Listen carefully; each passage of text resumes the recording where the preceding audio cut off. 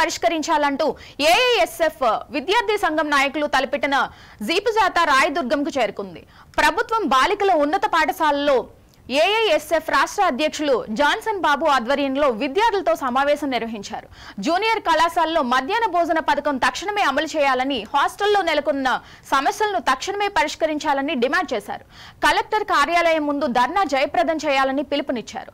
ఈ కార్యక్రమంలో సిపిఐ జిల్లా కార్యదర్శి జాఫర్, జిల్లా కార్యవర్గ సభ్యులు సంజీవప్ప, తాలూకా కార్యదర్శి నాగార్జున, ఏఐఎస్ఎఫ్ జిల్లా కార్యదర్శి కొలయప్ప తదితర విద్యార్థి సంఘం నాయకులు పెద్ద ఎత్తున పాల్గొన్నారు.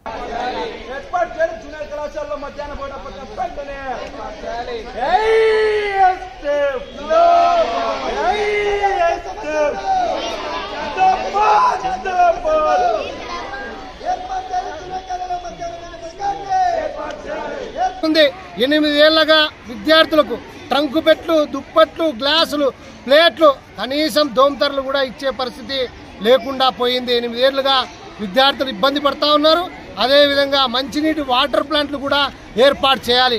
ఇవాళ బోర్ నీళ్లు తాగడం వల్ల విద్యార్థులకు మరి కాల్షియం దెబ్బతిని అనారోగ్యానికి గురయ్యే పరిస్థితి హాస్టల్ విద్యార్థులకు ఉంది. అదేవిధంగా నాణ్యతమైనటువంటి ఆహారాన్ని అందించాలి.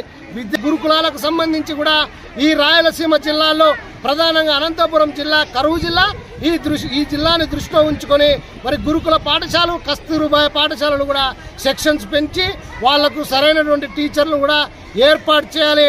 అందుకనే మరి ఏర్పాటు చేసి ఇదంతా కూడా కలెక్టరేట్ ముందుకు తీసుకెళ్లనే ఉద్దేశంతోనే 1వ తారీఖు నుండి 3వ తారీఖు వరకు జీప్ జాతాను ఏర్పాటు చేయడం జరిగింది. అందులో భాగంగానే రాయదుర్గం పట్టణానికి కూడా రావడం జరుగుతోంది. ఇక్కడ ఉన్నటువంటి సమస్యలు కూడా విద్యార్థులతో అడిగి తెలుసుకోవడం జరుగుతోంది. విద్యార్థులకు సరిపడే మరుగుదొడ్లు లేవు, సరిపడే స్ట్రెంత్కు తగ్గట్టుగా టాయిలెట్స్ లేవు, ప్రహరీ కూడా లేకున్నటువంటి పరిస్థితి. జూనియర్ కళాశాల, ప్రభుత్వ పాఠశాల, అదేవిధంగా ఎస్సీ, ఎస్టీ, బీసీ హాస్టల్స్లో కూడా రేకుల షెడ్లో విద్యార్థులు మగ్గిపోతా ఉన్నారు.